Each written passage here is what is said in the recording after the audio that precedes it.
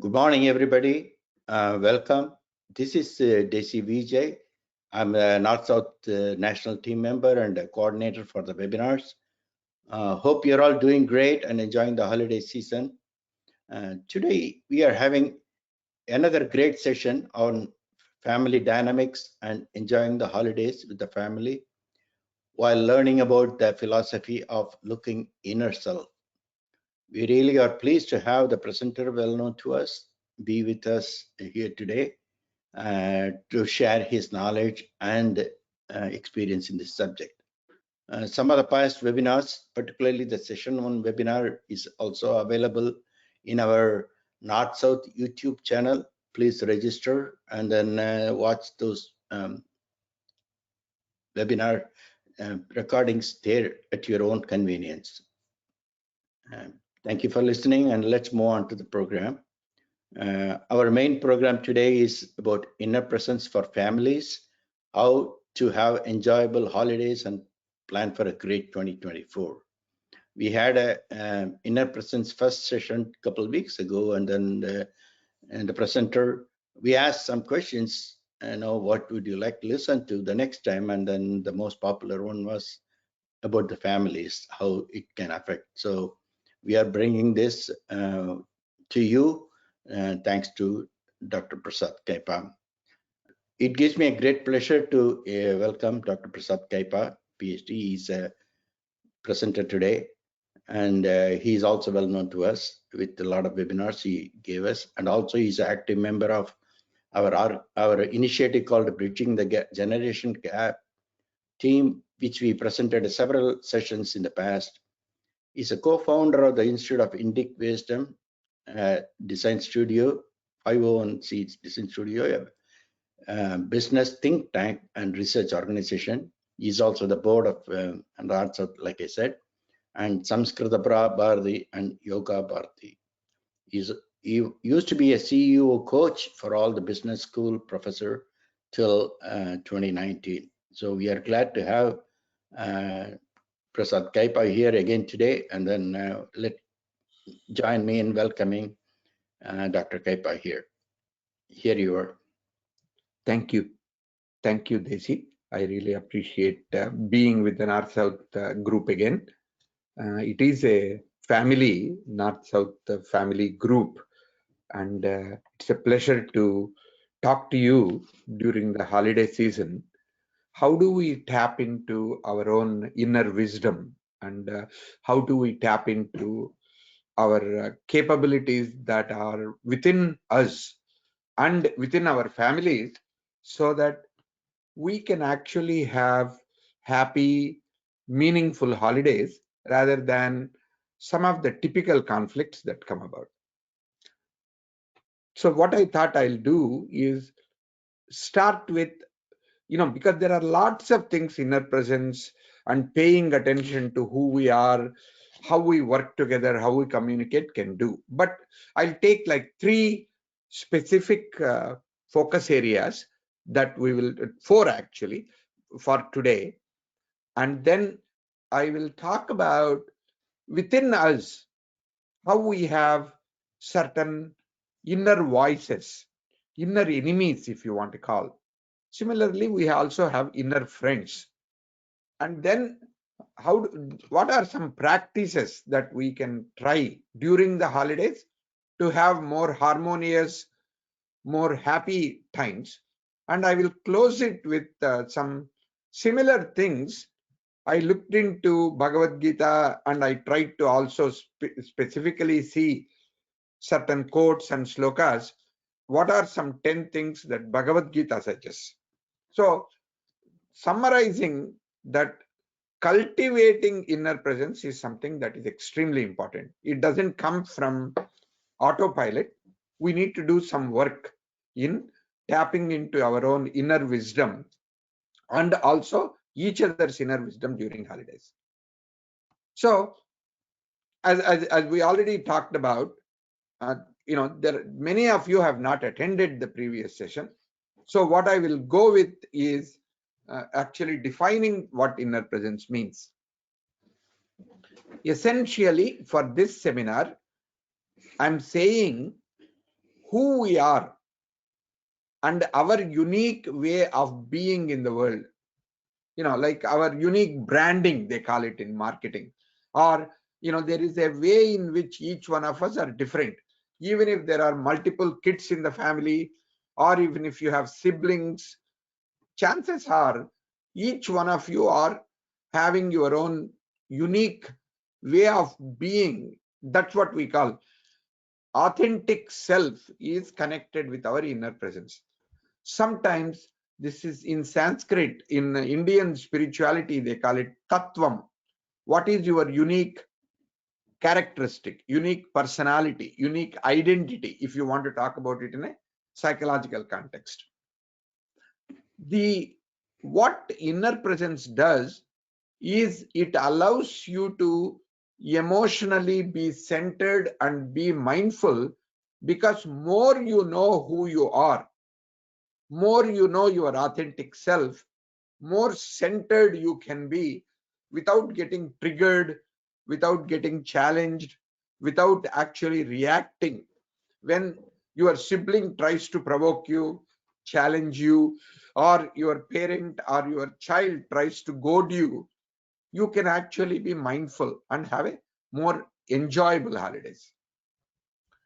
Specifically, I'm going to talk about inner presence, and bringing awareness to yourself helps you to have better communication, stronger emotional bonds, and overall, you will enjoy coming back to your family and other things.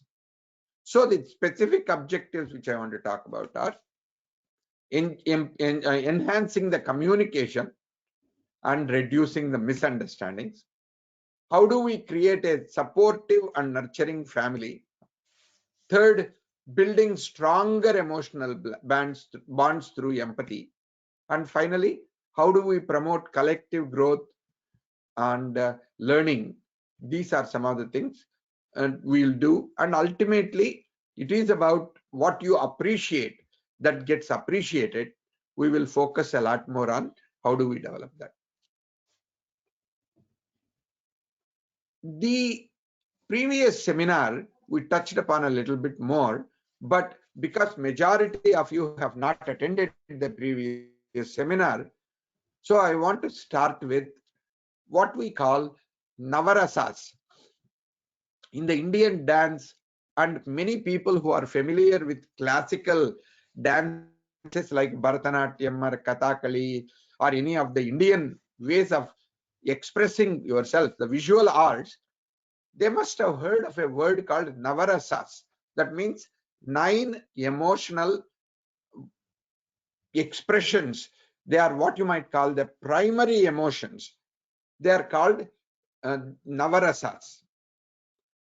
Interestingly, for some of you, you might have seen a movie that came out of Pixar, which talked about, which is called Inside Out. They only talk about 5 emotions in the West.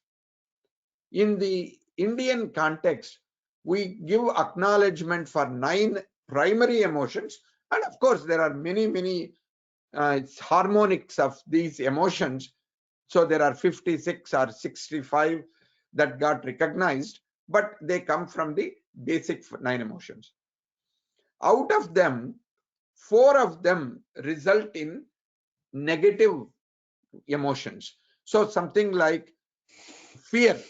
If I'm experiencing fear a lot, that allows us to become a victim in circumstances. We actually hunker down, we hold pain and fear within us, we don't think we can do anything. So in a fearful circumstances, we become a victim in whatever circumstance or whatever situation that you are in. Some other people, when they are confronted, they don't become fearful, but they become angry. The anger and the, like a raudram, they call it, like a really upset and angry, and then I won't take it like a victim. I will punch back and I will push back. That is called a guardian. So in each one of us, there are times when we become a victim. There are also times when we turn on and become a guardian or a warrior. And of course, the third one we talk about is being a judge. You sit down and you don't talk about anything and say, look at his clothes, or look at how she is, dressed up, or how she is talking. Oh, you are behaving as if you know the best, but look at yourself, how many mistakes you make.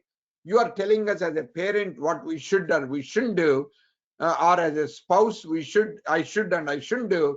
But how about you? Do you practice anything what you preach, or it is only for us mere mortals while you sit down and judge and evaluate us?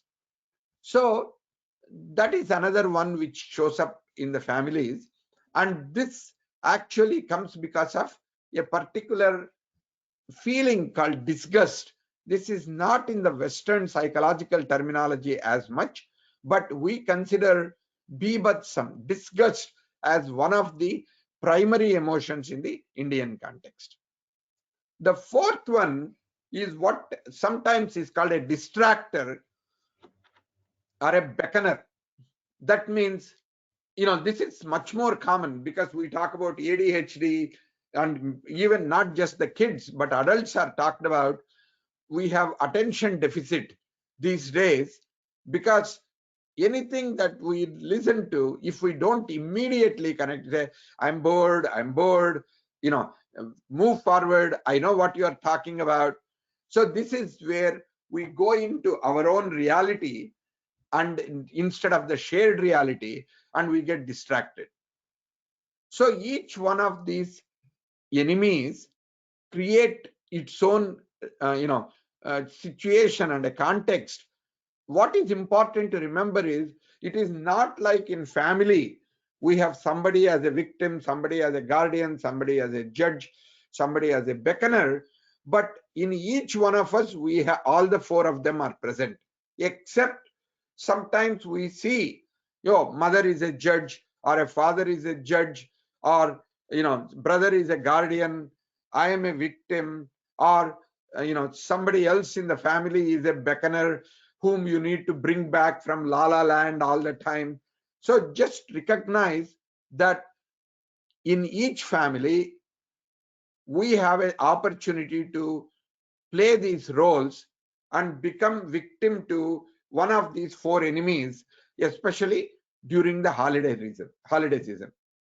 What I want you to think about is, can you recognize in your family who plays which role a lot more often? Even though these are not quite roles, these are inner voices each one of us have got, but it is very common.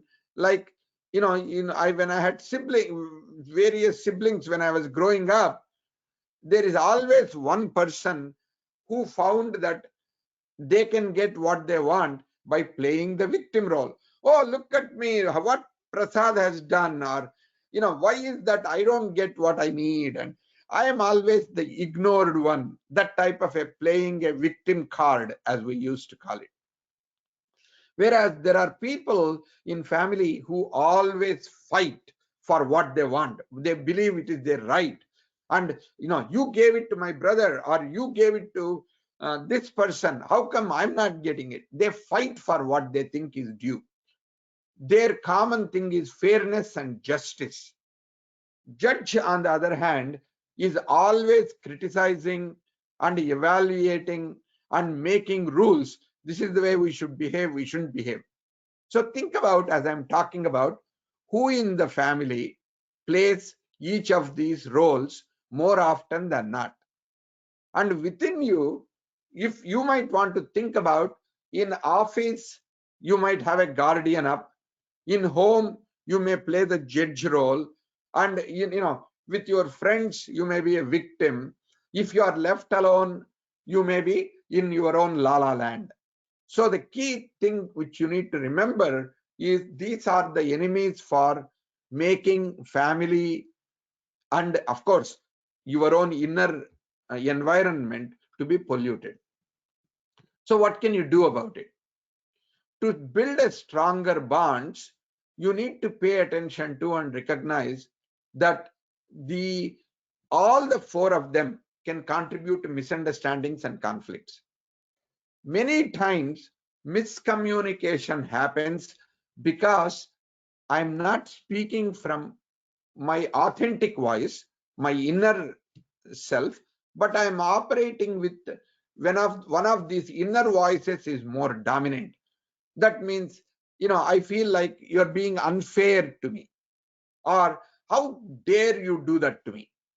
These are some things which you want to recognize within you. Similarly, when somebody else is taking on this voice, listen to that and say, this person's judge has gone up, or this person is distracted, or he is feeling like a victim.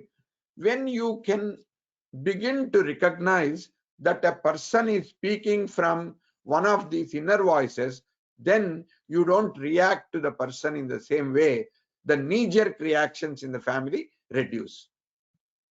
Similarly, the emotional turbulence that come about, is because we don't recognize their inner voices are speaking strongly, and that triggers our own inner voices, and then very quickly we are having a big conflict, even though we did not intend to have that, but we are not actually able to break out of it, because these are what you call family dynamics. So very quickly, before even we reach Christmas time period or end of the year, the stress and the anger and frustration builds up in a family environment. So to build stronger emotional bonds, it is extremely important to pay attention to when you listen to each other, when you look at people saying certain things that might connect to inner enemies, you might want to recognize them for who they are. It is not your brother or your spouse or your sister who is speaking, or your kid, but actually they are triggered, and those inner enemies are the ones that are creating a distance and a sense of detachment among you. So the first and foremost step, if you want to do better this year, is recognize the inner voices to be different from your personality or your family member's personality. The first, when you become aware of it, it will help you a lot more to build a stronger emotional bond. The second thing which you want to do, obviously, is to enhance communication. Majority of the time, communication is damaged a lot because of the guardian. When you respond, when you raise your voice, or when you respond with anger, or when you are always seething with rage, communication doesn't happen very well, because people feel like they are shouted at. It is important to recognize, even if you don't intend to shout. For example, because I give a lot of these talks, and because I spent a large amount of time being a professor, I learned to speak with a lot of emphasis and with a lot of projecting my voice, raising my voice to make a point. What happens is, in family, when I want to make a point, I automatically raise my voice, and immediately it triggers my family members to say, Prasad, why are you raising your voice? Dad, stop shouting at me. This is important to recognize. Unintentionally, your inner voice could be, projecting something, or your own communication, even if you not actually thinking about it, might be saying something that other people may hear as if it is coming from anger. So you need to pay a lot of attention to this particular one. Now, if you don't pay attention to it, it becomes a major headache as you go forward. Second thing that is extremely important for you to recognize is to manage anger. You need to actually have predetermined and pre-thought about strategies.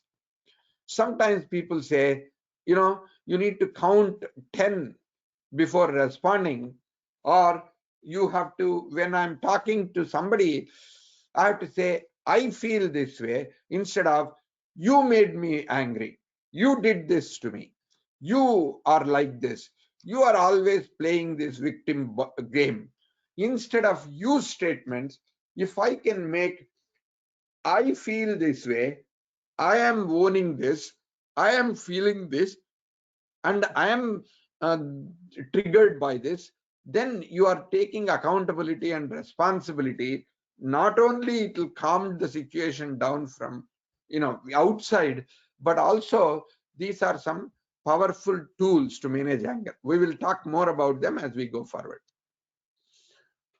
It is important to recognize the guardian or the inner warrior is always trying to protect you. What is he or she protecting you from? The bad experiences which have left scars in your personality. They are trying to make sure those experiences don't come back and hurt you. So in some respects, when you hear somebody speaking from a guardian mode or a warrior mode, or when you yourself recognize you are into complaining and angry retort, all of that, you need to recognize this is the past speaking to you, not necessarily has anything to do with the current moment. So when you can pay attention to, during these holidays, your passive aggressive approach, or slamming doors, or when somebody is saying, I know, and then you keep doing what you are doing, or you bring your computers or your game players or your books to dinner table, and you keep doing whatever you are doing when other people are talking. These are all some things you need to recognize as an inappropriate things that will get into trouble. So to summarize this particular one slide, key to managing your guardian is listening without waiting to speak or preparing to speak. Watch your anger, watch your tendency, and recognize that majority of your juice, your anger and frustration, is not coming from the current scenario, but it is coming from the past. When you recognize that and pay attention to it, it will allow you to listen deeply. And listening deeply is one of the first and foremost tools to manage holidays. Even if you don't agree with them, listening is a gift that we give your family member that will reduce a large number of conflicts. In creating a nurturing environment in family, our judging, evaluating, and our feeling that what other people are doing is disgusting actually has a significant role in our family dynamics. So to a certain extent, instead of I just talking to you and saying it, can you think of your own family stories that transform your relationships when you let go of judgment? Can you think of times when you did not listen to this inner enemy and said, I have a lot of opinions about you, but I'm going to let go of them because I want to listen to you, because you have grown up, like talking to kids. I know you used to be like this, but you're being very mature. After you went to the first semester in college, it looks like you have become an adult. You have grown up. You are not making the same thing. When you are appreciative, when you are able to let go of your judgment, instead of saying, you always do that, you never listen to me, you never pay attention to. Instead of that, if you can surrender those judgments and be open, maybe you can create a nurturing atmosphere. Instead of I telling you how to foster a nurturing atmosphere, please feel free to add your comments or questions or something else in the chat session, in the chat box, or You can also put it in the question section. How do you foster a nurturing atmosphere in your family? What happens when the people let go of their judgment and really listen deeply and openly to you? Have you ever had a situation in your family where your spouse or your parents or your kids listen to you without any judgment, without waiting to speak? Or when you espouse a particular point of view, whether it is about Biden or a Trump, or it is about religion or about something else, which are generally polarizing type of stuff that happen, when somebody said something to you, to really openly listen instead of trying to provoke you or trigger you, think about those circumstances. Reason for all of this, I think extremely important to recognize, is whether we like it or not, each and every one of us have got a judge in us, just like we have a warrior and a victim. And the key part is to recognize, not to look outside that what other people are doing to judge and evaluate you. You pay attention to, how am I judging? How am I evaluating? What can I let go of my opinion about my family member that will create more of a positive and a nurturing environment?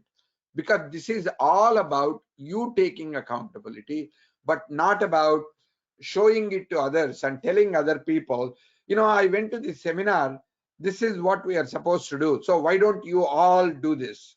No, that doesn't work. They always learning and practice has to start from you. That is when actually there will be some kind of a meaning that takes place.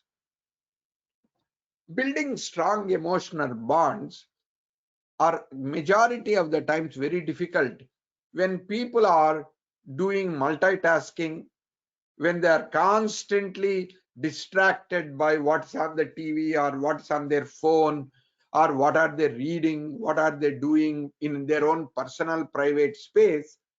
Because ultimately relationships, emotional connections, and the ability to connect with each other goes, is dependent a lot more on empathy and creating shared experiences. Actually, people say, and you might want to do that yourself if you have not bought a holiday gift for your family member.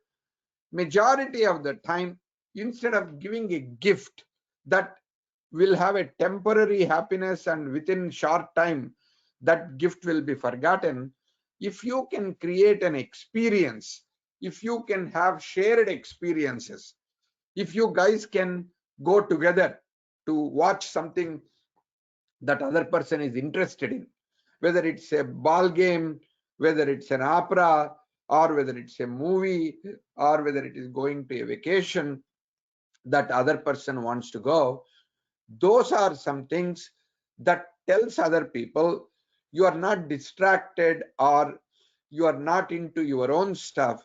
You are really paying attention to the other person, and you are interested in creating a relationship with other person at a much deeper level. Like, empathy is something people call extremely important. It is important to recognize empathy is different from sympathy. Empathy is trying to understand your point of view, like they call it walking a mile in your shoes, so that I can understand what you go through day after day after day. When you demonstrate this kind of empathy, the conflicts resolve much more easily, because I am not trying to hold on my point of view. I am actually trying to understand why what I do creates a strong reaction in you, why your inner critique or your inner warrior comes up every time I open my mouth. When I understand that, I will automatically become more aware and start paying attention to my behavior, that I can be much more empathetic, and much more focused on you, less distracted by my own autopilot patterns, and that brings emotional bonds. How do you build empathy in your family? What are your family patterns that you deal with, and how do you, each one of you, after the end of this webinar, you might want to talk about it and say, what are the ways in which you express empathy and compassion to each other? Do you guys ever talk about this? If not, I strongly recommend each of you say, this is my way of showing empathy. It is important because other people may not know that when you say what you say, that you are trying to be empathetic and you want to build a stronger emotional bond. And I think it is sometimes appropriate to explicitly talk about it. The victim, as I mentioned, it comes out of fear. In psychology, there is a lot that is talked about, but for this particular context, we are not trying to look at the psychology part of it. We are trying to look at it from a practical perspective. Whenever somebody constantly seeks pity and constantly seeks approval and looks at themselves as the helpless victim, you want to, of course, sympathize with them, empathize with them, but more importantly, you might want to look at it and say, why do they feel they're unfairly treated? May not be by you, maybe somebody else in the family member, maybe in their school, maybe in their workplace. So if you ask them, why do you feel this way? When is the last time you experience this kind of victimization in your life? What can we do to make you feel you are being fairly treated in the family? Especially because victim mindset actually can lead to a large number of downward spirals in people's lives, not just create conflicts and emotional turbulence. The trauma that majority of us are feeling after the COVID and after all the economic downturn and various things are exasperated when people are feeling like victims, but other family members are not recognizing the inner enemy showing up. It is extremely important for us to bring some not only empathy, but also compassion and understanding, and sitting with somebody, helping them to recognize whatever they are feeling, however they are feeling, that you are not actually here to amplify them, but you want to work with them in such a way that they can reduce it. But again, it is important for me to say that this is not just about somebody else in the family experiencing. All the four inner enemies are present in each and every one of us. We need to recognize, what voice are we using? Am I using my teacher voice? Am I using my judge voice? Am I using my victor voice? Various type of things you might want to pay attention to. The other thing which we want to really pay attention to during this seminar is to recognize emotions are very different from feelings.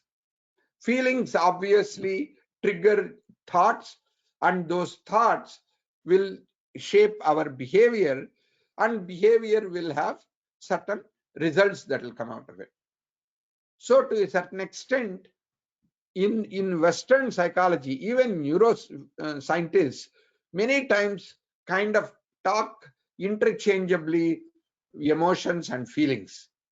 But it is important to recognize emotion, energy in motion, is connected between your physiological system, which is the anatomical system, physiological system, and the breathing part of it.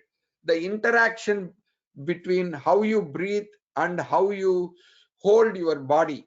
Do you sit like this? Do you sit like this? Do you take a lot of space? Or when you are in a group, you try to become as small as possible. These are all some of the things that we do at an unconscious level, because the inner voice that is speaking to us is, I'm not important anyway. I will go to the corner in the selfie, and it doesn't matter whether my face shows up or not.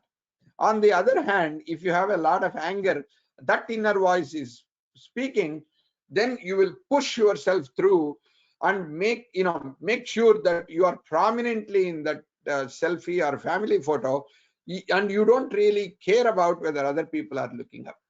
When you are a judge, you sit there, looking at it and saying, look at what my mom is doing, look at what my brother is doing, look at what my husband is doing. But you don't think about it yourself. So the important thing is body postures, how you breathe. By changing your body posture and by changing your breathing pattern, you can change your emotion. And the emotions, as I said, are energy in motion. And when you recognize this emotion, it becomes a feeling. What does it mean? Energy might have a lot of neuropeptides, and you have a lot of adrenaline and cortisol and all kinds of things are there. But the key part is same, what you might call a chemical in the brain can create stress. Also, it can create love. Like there is a particular chemical called oxytocin. Oxytocin is extremely important to pay attention to, because it's also called cuddle hormone. But at the same time, stress is also something that generates oxytocin. So it is important to recognize there is a positive feeling, negative feeling happens when emotion is cognized by the brain. Emotion does not have positive and negative connotations, whereas the feelings have got that. So emotions are the ones that influence the feelings, thoughts, actions, and family interactions. So if you can learn to control your inner enemies and the emotions that are coming in, then you will be able to change your family dynamics. One of the most important steps that you can take for that is what you call mindful breathing exercise. Even now, for example, take a minute, close your eyes, take 5 deep breaths, focusing on sensations of breathing. Okay? Let us see whether we can do that. Let me give you the instructions for that a little bit more, and then as we're talking about, you might want to take 5 deep breaths. Each time you are taking that slow, deep breath, pay attention to your breath going in and breath going out of your nostrils.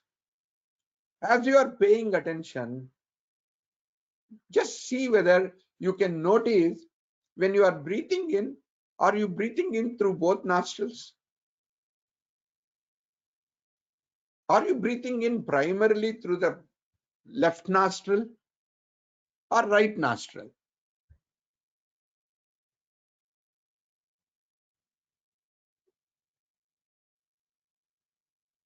And pay attention to when you breathe out, slow, deep breath.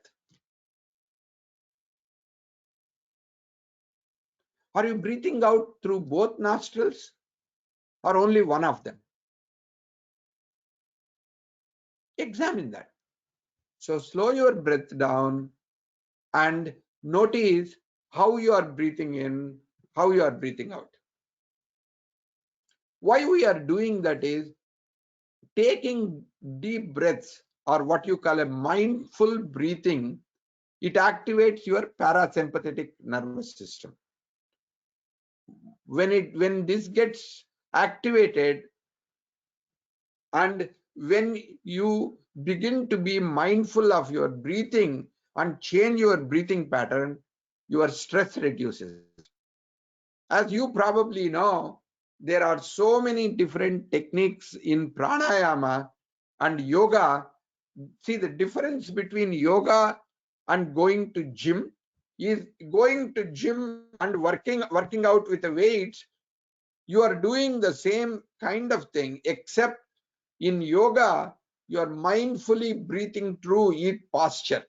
Whereas when you hold your breath through the weights or some of that, you are not leveraging the breathing and what breathing can do in each of those postures. That is what makes yoga to be distinct and different, and the pranayama to be really a life-giving technique. You might know this intellectually, but my recommendation is try this out, especially when your inner enemies have come up. You notice that by changing the kind of breath changes your emotion and energy with it.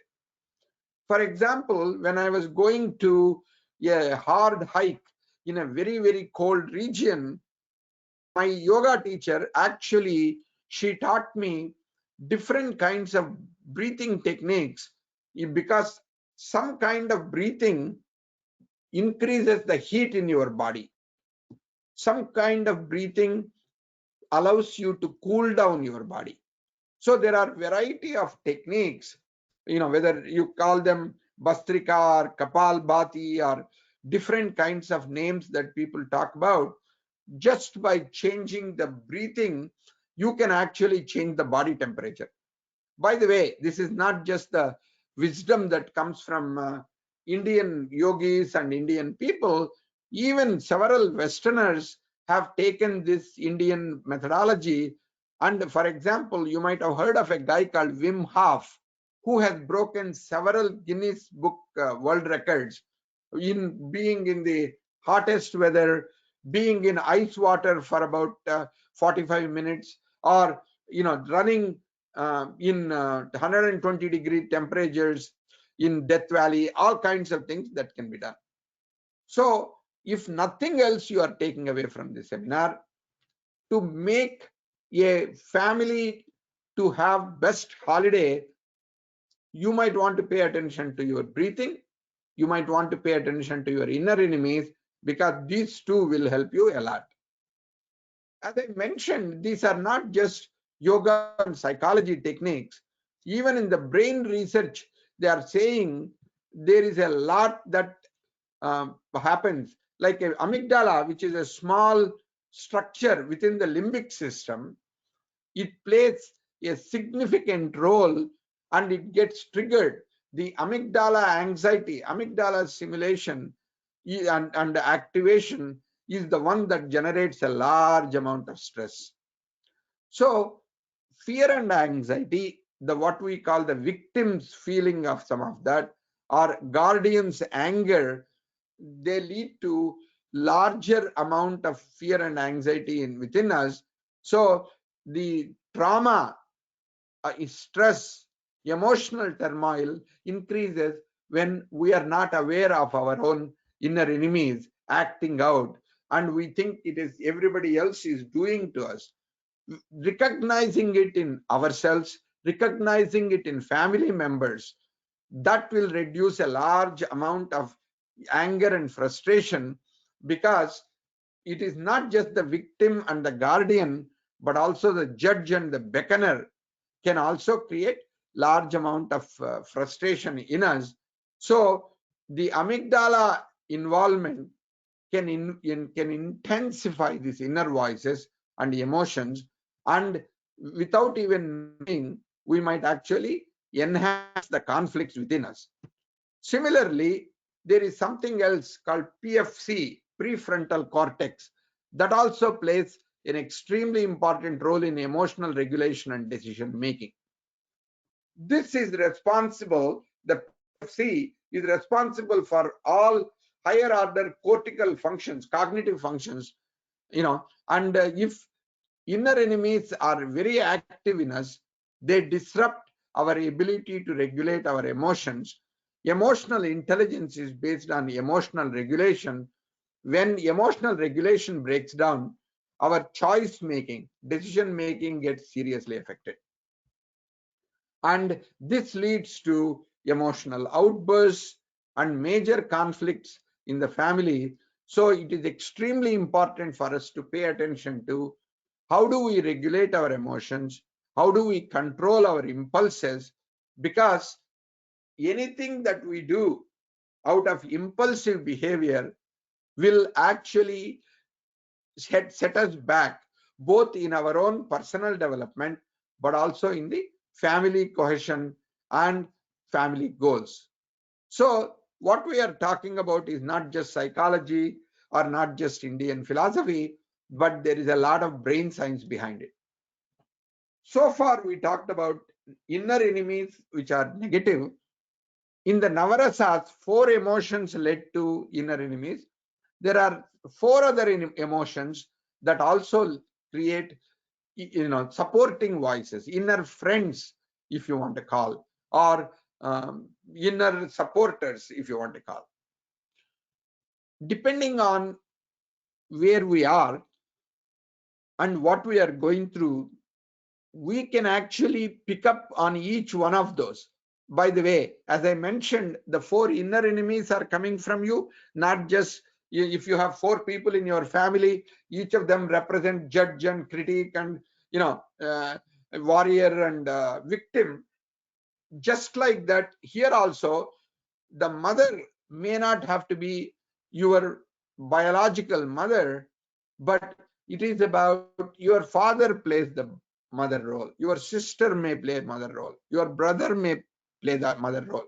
Similarly, you need to recognize when are you playing the mother role to yourself, because ultimately when we don't learn to awaken our own inner dreamer, inner friend, inner mother, inner meditator, we will lose some of our capabilities. The whole idea of this seminar is not just awaken this in each one of us and recognize, who is the nurturer in our family, who brings a lot of compassion. In our family, who plays the role of a friend, a sakhi for us? Who is the person who trusts you and affectionately tells the truth and actually helps us to get on the right path? And who is a dreamer who actually lifts the energy, thinks about visions, bigger picture? And who is the meditator? Who is the person who is a witness in our own family, who can, without getting emotionally involved, they can represent both sides of the conflict? How do we develop these 4 friends within us and within our family? Because just like the inner enemies have a lot of issues, inner friends also have a lot of opportunity that they can do. How do we do that? These inner voices can also be used as inner roles. For example, we talk about, let us say, a project that you have.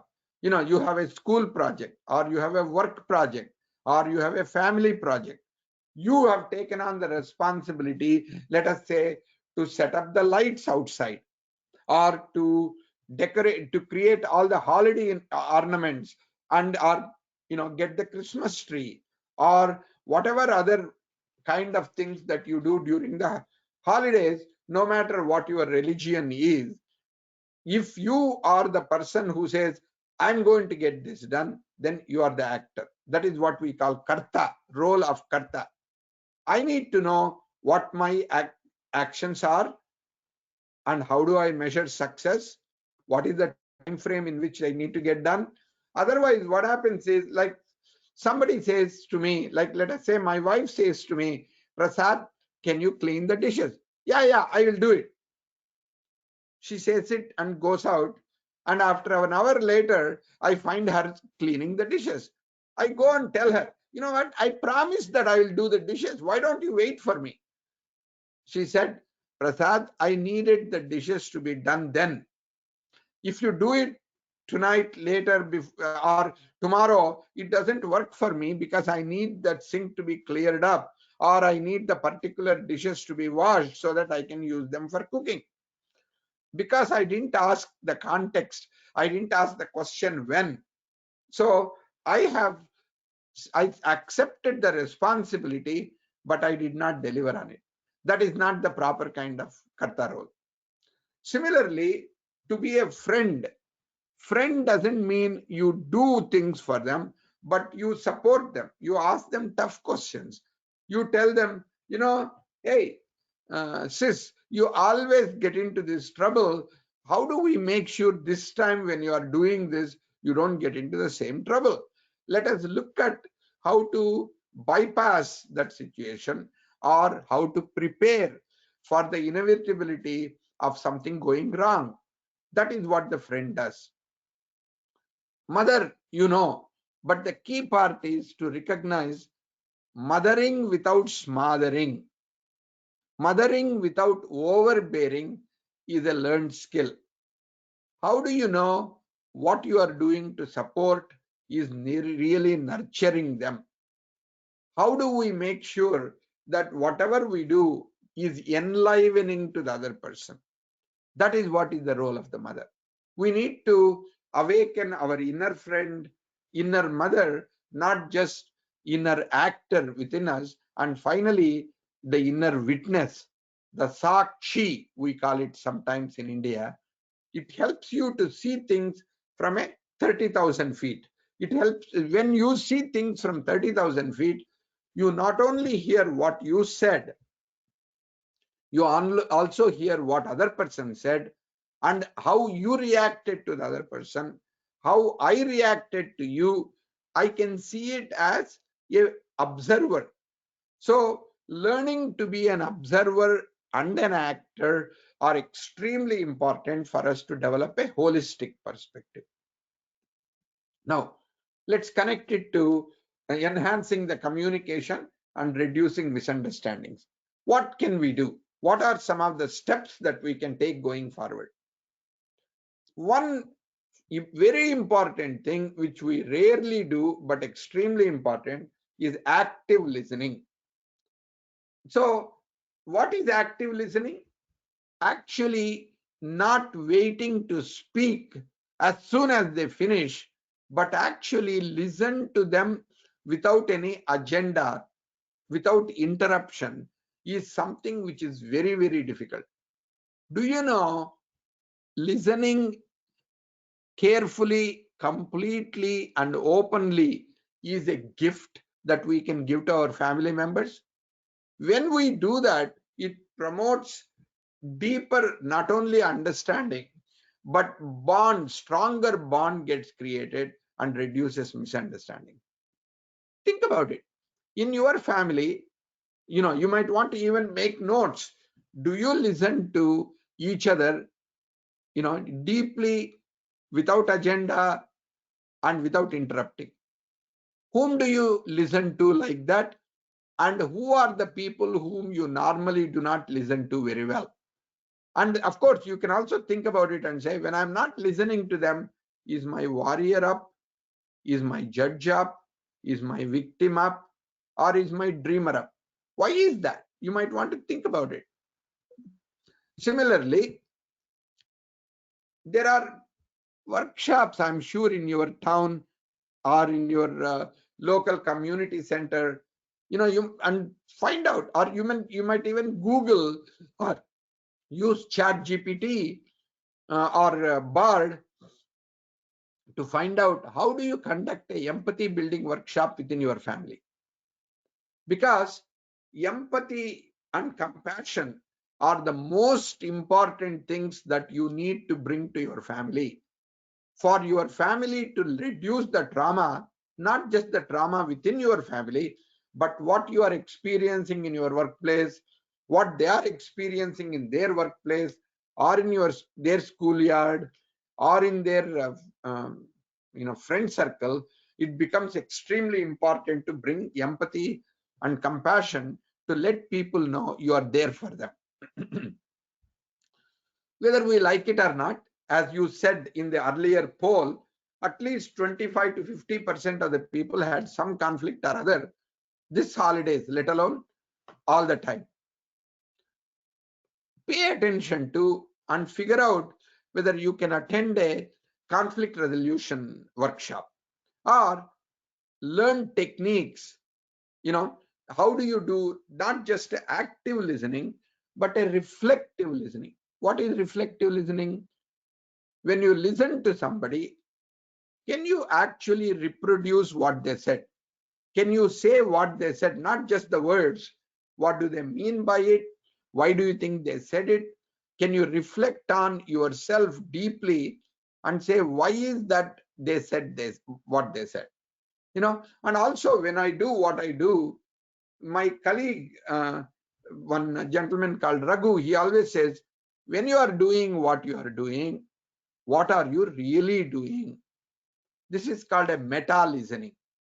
If you can listen to people and if you can listen to yourself, when I'm saying that, why am I saying that? What am I really trying to communicate? When I pay attention to it, you pick up what might be creating conflict in other people, and you can communication much better, and you can actually let go of the disagreements and create a better family environment a lot more easily. To create a supportive and nurturing family environment, it is important to have regular family meetings. Whether it is your dinner time is a family meeting time, or you create once a week, some time, 1 hour you put aside to say, guys, I just want all of us to sit down and say, how was your week? By the way, are there any concerns that you have? Not just concerns within the family, but also in your workplace, with your friend circle, in your school. And also share your feelings. This week, by any chance, any of you are hurt or angry or upset because of what each other did? And what do you have? Oh, you have an important project, or you have a travel coming up, or you have an exam coming up. How can we support you? What can we do to help you so that your week will become a lot better? This is something so important each of us think about, but we rarely do. I highly recommend from childhood, if not from childhood, whenever you have, if you can start having family meeting time, that might be very important. Not only as a family you spend family meeting time, you might also want to think about quality time just doing some things this holiday. Going to a movie, going for a walk, playing a game. What do? You play Antyakshari, or you play Uno, or you sit down and watch movie. What is that you guys do to foster bonding and to deepen your emotional connections with each other? One of the most important one, I will touch upon it again, but expressing gratitude. Like Thanksgiving is gone, I know, for this year, but I find expressing gratitude for each other, small and big ways. It is like saying what you call to your sister and say, I know we fight a lot, but whenever I'm down, you're always first to come back and hug me and say, what can I do? You're playing the role of big sister every single time. I know you have my back, and I really appreciate that. So you might want to think about, to make it as a practice, every night before you sleep, think of 3 things that are new that you are grateful for.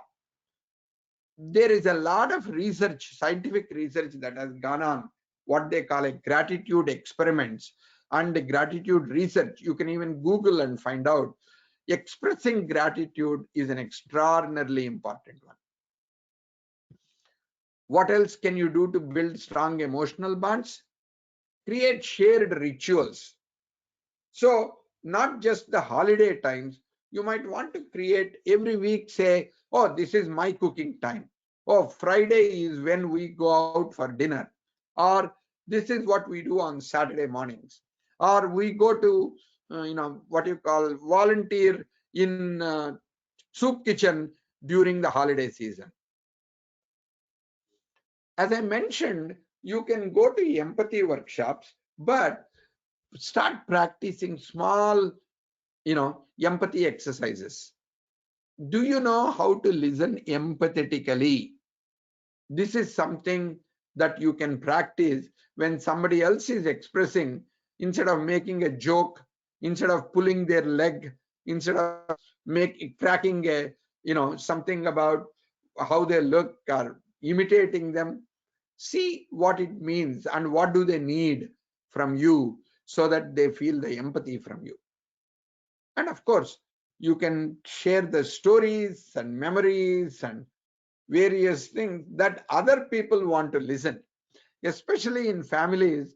My children remind me again, Dad, don't go on to that story again. We have heard that 100 times. So it is important to recognize what is the personal story and memory that actually brings people together and builds stronger emotional bonds. So similarly, what are all some of the things that you learn together? Do you actually discuss a book or an article or a topic that somebody else has discovered, or they are learning, or they are studying in their college, or that happened in their workplace? Can you bring that and then discuss it? Or what you read in New York Times or what you read in Los Angeles Times, can you take that article and talk about it? Or what happened in some other company? I think it is important to listen to each other and encourage each other to dialogue, debate, and share insights, because this creates a opportunity for you to come together in knowledge space, not just empathy and emotional space. Similarly, because now we every day we are exposed to people from multiple nationalities, multiple cultures, and diversity is all around us. So how do you exchange um, and learn with people from different culture? Maybe in these holidays you might want to spend some time to even your best friend whom you know for 20 years, but you never asked about their background, or where are they coming from, and what is the impact of their culture on them. How do they look at themselves in terms of, I have a very close friend from Iran, and I keep talking to them about what does it mean to you being in United States during the holiday season, and how did you celebrate the Christmas holidays, and some of them did you celebrate at all in when you were back in Iran, or when you were back in India, when you were back in Israel? You might want to think about that kind of stuff. Again, this is a slightly different than a gratitude exercise which I talked about.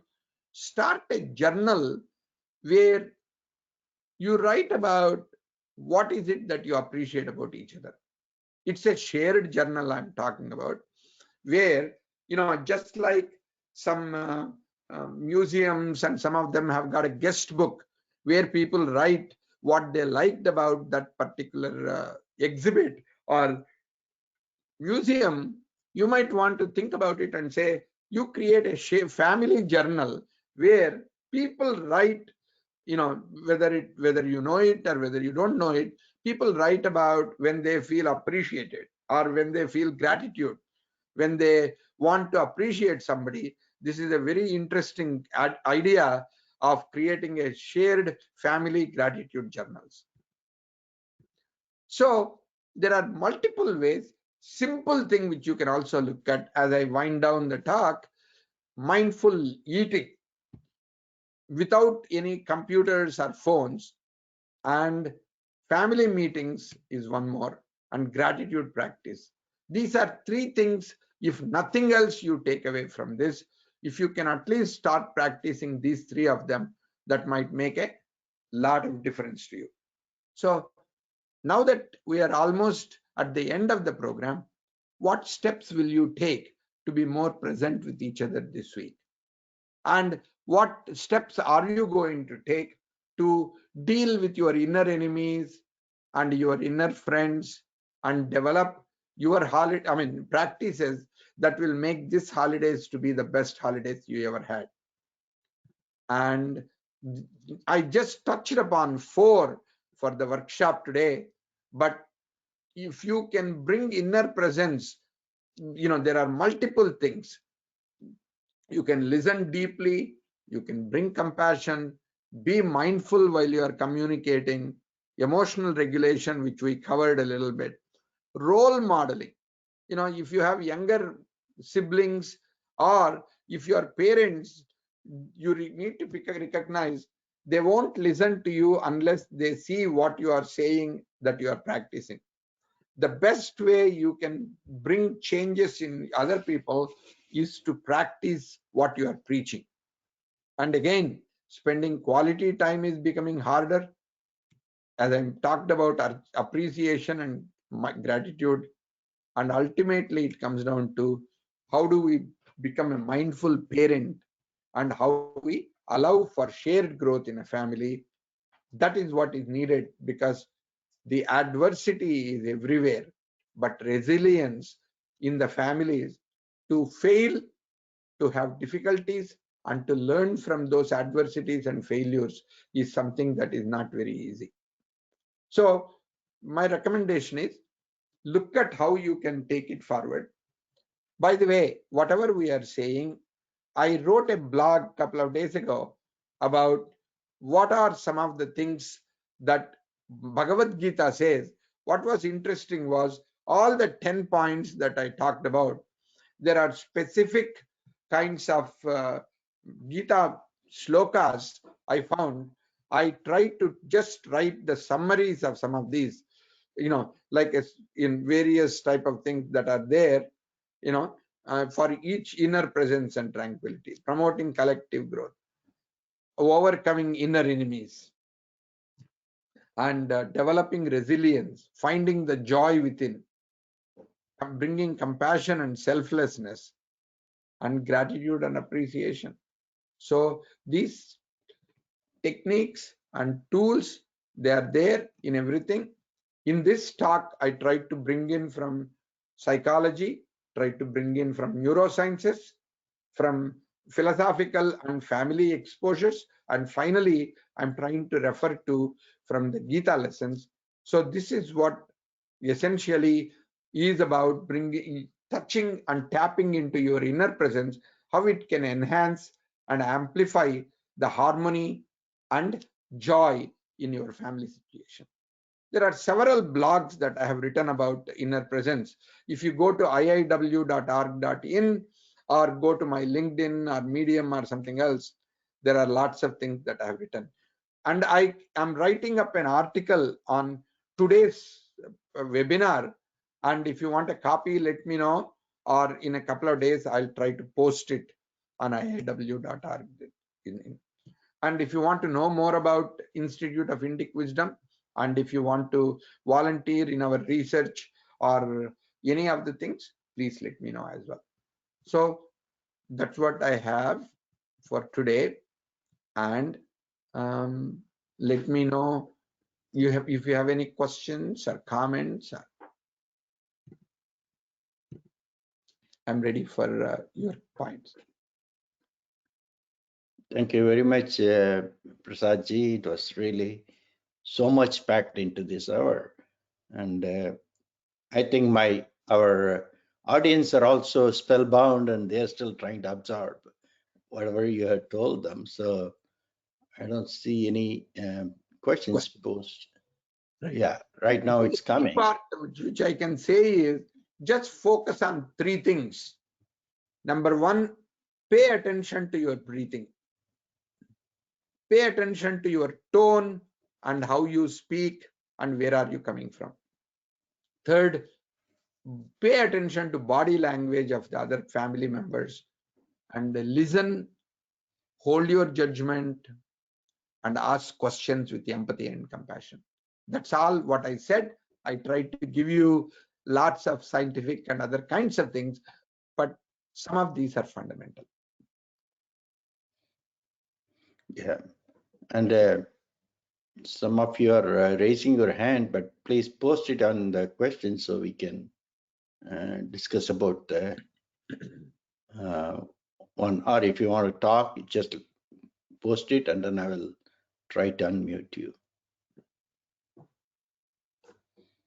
It looks like there are a couple of comments, and Yeah. Arush Sant had written saying that identify and work with inner enemies, empathy, active listening, attitude of gratitude, having quality family time, understand where they are coming from.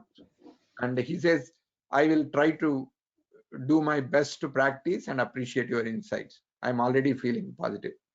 Thank you, Arush. And comment by Arvind, a wonderful insight, blessed listening. Oh, very kind of you.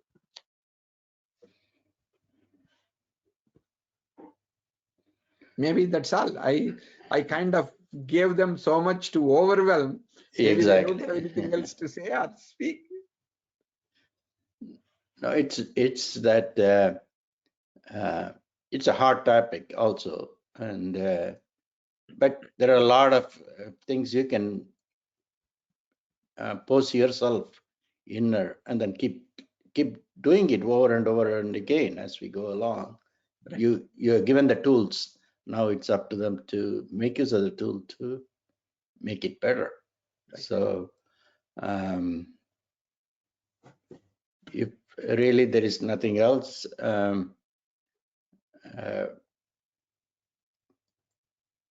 we have, so we can move on, closing the session. Sure. Yeah, Pradeep says it's a good conversation. I think hard part is practicing what we heard. So yes, that is the hard part. And thanks for awakening our inner self. Question which Pradeep also raised, Deshi. He said, yeah, what is the best guidance you can give us in short words? The best guidance is we have both inner self and outer self. Thanks to artificial intelligence, thanks to the world that we are living in, we are inundated by a lot of data and information from outside. The way in which we can actually succeed going forward, either in family or in workplace or in the community, is not just by using what is already given from outside. You know, that's what makes us smart. But smartness is already gone. You know, the chat GPTs and Bard and all of them. Who is the smartest person? The smartest person is now what you call a person who can use some of these intelligent stuff. They have all the information. But the inner work, who you are you authentically, and what do you really want? Do you understand other people in your family? What do they want? Who do they want to be? How do they want to grow up? If you can bring empathy, compassion, appreciation, and listening, deep listening, I think you can shape future significantly through you, through other people. This is something fundamental to being human, but somewhere I think we pay less and less attention to it. So pay attention to what's going on inside you, what's going on inside your family members and your team members. Chances are whatever you do will have a much more stronger, meaningful impact for a longer time. Thank you. Thank you. And also there is a question about your personal journey in adapting all these practices. If you would do not mind sharing, you could do that. Sure. Altaf, what I found is it's a journey. I have been practicing them for a long time, but I find I make a lot of mistakes. I forget some of them. What is interesting is I might have practiced it 90% of the time, but the 10% of the time I don't practice, those are the ones which will have maximum impact on other people. So I find that some amount of meditation, some amount of everyday saying. It is like a discipline. This is not something I do it once and I feel I have become an expert and leave it. Every morning I need to breathe, every morning I need to eat, every morning I need to use the toilet. Just like that, I find listening, appreciating, paying attention to, are my inner voices, are they coming from enemies or the friends? Paying attention to my energy and emotion are something that I'm seeing all the time. I feel changes I see are much better than before. Like I know we are talking openly with my family and other people a lot more about what is going on. We catch ourselves before the problem becomes escalated more than we did before. But as I said, last chapter is not written because I'm alive, my family members are alive. We keep chatting, learning, making mistakes. That's why the resilience becomes extremely important. Thank you. So the question is, the inner self is something that's not easy concept to understand or practice. I have tried several ways, but one who has got it to work is the best. How do we start this inner journey? To start the inner journey, first is reflection. I need to learn to introspect myself, and I need to develop that sakshi, that inner meditator, a witness. Can I look at myself without getting completely stuck with my own opinions, ideas, and all of them? Can I listen? Like somebody said, we have one mouth and two ears, but generally we speak twice the amount of the other person. We listen less and talk more. So, inner journey begins by listening, by recognizing whatever we know is not the final word on it. So, humility, openness, deep listening. Those are three steps I recommend for our inner journey. Thank you. And there's a question about, can you share more on how to participate in your institute? Yeah. See, the Institute of Indic Wisdom is essentially a research institute and a think tank. And if you want to participate, we want to get inner wisdom to play equal role to outer knowledge and outer data that is coming in. So we are trying to write articles, we are trying to give fellowships to professors and researchers to do more work on inner wisdom and frameworks, some of it. So maybe there are ways in which we can talk. We are trying to do the seminars, we are trying to write articles, we are trying to get people to do more research in this area. And we are even trying to work with some companies and other people to practice inner wisdom a lot more. And if you can help us to research, help us to amplify, work with social media, spread the word about how important it is to pay attention to what goes on inside, not just what we get from outside. So there are ways to research, there are ways to work with social media, there are ways to write and edit, there are ways to learn how to coach, how to lead, how to teach. And some of these we are developing tools in teaching profession, in coaching, in organizations, in healing. So if you are in any of these professions, we can also do some workshops and seminars, and you can learn how to do this and go do this for your own community. We want to encourage people to learn to spread this kind of a wisdom-based approach rather than just the data-based approach. So when they both work together, it is more effective. So call us, please, Anupriya or Arunapriya. Let me know, and I'll be happy to help you more and give you more information. Great. I have one of questions on my own. Is intuition is different from your inner presence or the same?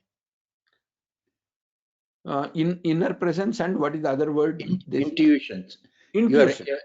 Yeah. Something See, your heart tells you which is the right way to go. okay. There are three words that are important. Instinct is generally gut instinct, we call, gut feeling, we call. That actually sums up past, what happened in my experience, what happened in the broader, history. And instinct is coming out of fear, and instinct is coming out of survival instinct, and it helps you to protect. That is one level. That is taking the past and making sure we are protected in the present. The inner presence is paying attention to who am I, what is my authentic self, what is my real potential, how do I act out of what I am, rather than only my anger or my frustration or my moment does it. So inner presence is a much bigger way of bringing all of who I am into the current moment. Intuition is when I'm aware of my inner presence, when I'm able to let go and develop certain witnessing capability, I might get some new ideas and new thoughts that are not to do with the past, but because I'm making a holistic connections, I'm making a systemic connections. And for that, I may not have any data to back it up. I may not be able to give you evidence to say why my intuition is right. Only way I discover whether my intuition is right or wrong is to experiment and put it to practice. So I would say inner presence is about the current moment, right now. Intuition is about the future. I'm getting some ideas. Instinct is about the past. So these three are interconnected in that respect. Yeah, that makes it a lot more clear. Yeah, thank you. And there's one more he's saying. Yeah. You always hurt the person whom you love the most. Yeah. How to absorb the negativity within ourselves when you don't know inner negativity and showcase our love to the loved ones? Very good question. The best way I can respond to that is, yeah, many times, let me give a different example and connect it back. My neighbor wanted to buy an electric car, and he's a gentleman who had not considered an electric car, who is in his late 70s. But the moment he thought about buying an electric car, he found out in our own neighborhood there are 7 electric cars. There are 4 different models. What is interesting is these electric cars have been there for more than 6 months, or even some of them for a couple of years. But he never noticed them till he wanted an electric car himself. So what does that really mean? The feelings that we are discovering outside, the hurt that we have, inner happiness that we have, when I am connected with that, and when I heal that, when I embrace that, when I am actually being able to pay a lot of attention and deal with my own inner trauma, interestingly, the trauma in the family or the joy in the family also get addressed at the same time. So in some respects, you might say developing inner presence at an individual level, at a family level, actually begins to play in an amplification role at some level. More you heal yourself, the world gets healed. And more you work on the world to heal, you will also heal yourself. That's why people say, if you are really feeling upset, help somebody who is also upset, and your upset will go away automatically. And when you are most afraid, I had that experience myself. Like I had taken my kids to a camping, and when we were all looking at it, I went a little farther, taking my camera, and then I saw a bear. And people said, just walk back, don't try to what you call enrage or poke the bear, if you want to call. So I was gently coming back, and then I saw a kid who is closer to the bear than I did. The moment I saw the kid there, not even my kid, my fear of the bear went away. My focus became, how do I help that kid to protect himself?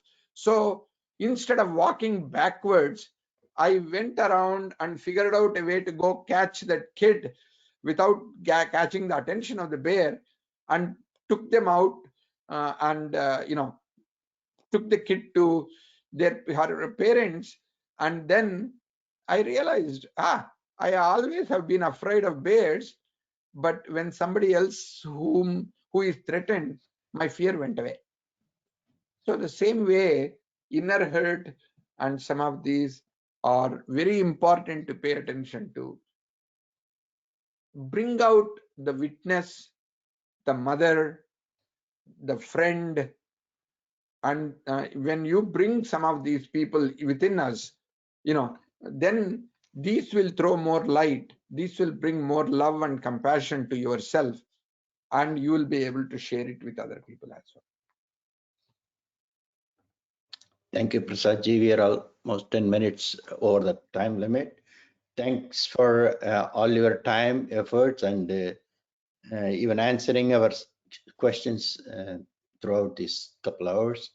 And thank you, everybody, for attending this webinar. I hope you all benefited and use this information in your future in everything we do.